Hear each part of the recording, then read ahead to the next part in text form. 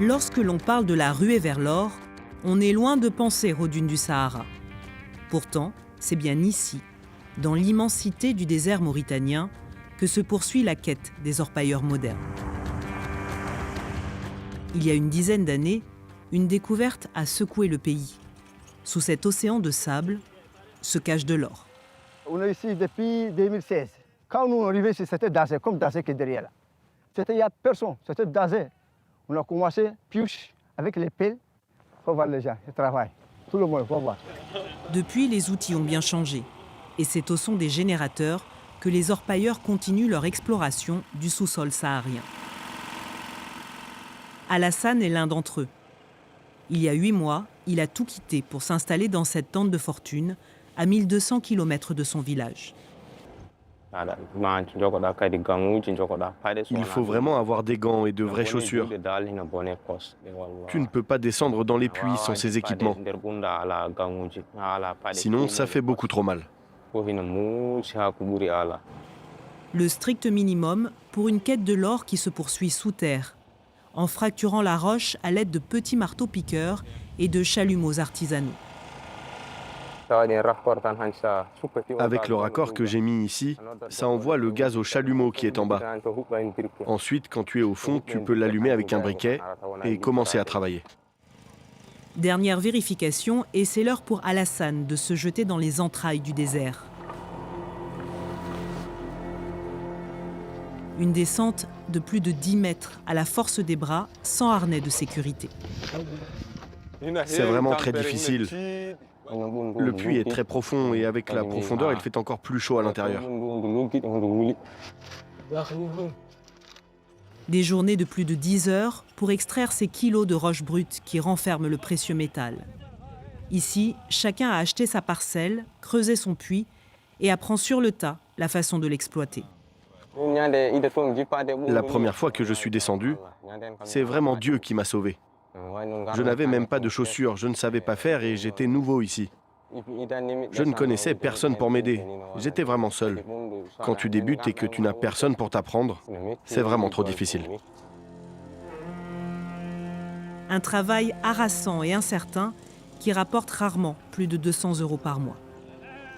Comme lui, ils sont plus de 5000 à avoir rejoint cette exploitation. Temaya est l'un des nombreux sites qui fleurissent dans la région, extrayant plus de 120 000 tonnes de roches chaque jour. Là, la cargaison de pierres à traiter vient d'arriver. Nous, on les prend et on met 3 par 3 les sacs dans ces machines. Pour changer ces gravats en or, tout converge ici, dans les broyeuses de la ville voisine de Chami. Mohamed est l'un des nombreux Soudanais gérants d'exploitation. Car cette ruée vers l'or du Sahara a d'abord commencé dans son pays, à plus de 6000 km, traversant le désert entier, pour atteindre enfin la Mauritanie.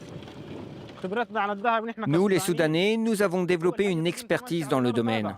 Lorsqu'on foule un sol, en le regardant, il y a des nervures qui ne trompent pas. On sait dire s'il y a de l'or. Ici, il y a des Maliens, des Soudanais, tout le monde travaille ensemble. Des vagues d'arrivées massives qui ont fait de Chami la capitale de l'or mauritanien. Une ville aux airs de western saharien, sortie du désert en moins de 15 ans. Elle compte aujourd'hui près de 40 000 habitants, avec commerce, hôtels modernes et écosystème d'affaires. Ce que vous voyez ici, une banque, mais ce n'est pas la seule. Pratiquement toutes les grandes banques sont représentées ici. L'activité a créé un chiffre d'affaires d'environ 700 millions d'euros. C'est vraiment un secteur qui est devenu en quelque sorte, en si peu de temps, un des moteurs de l'économie nationale.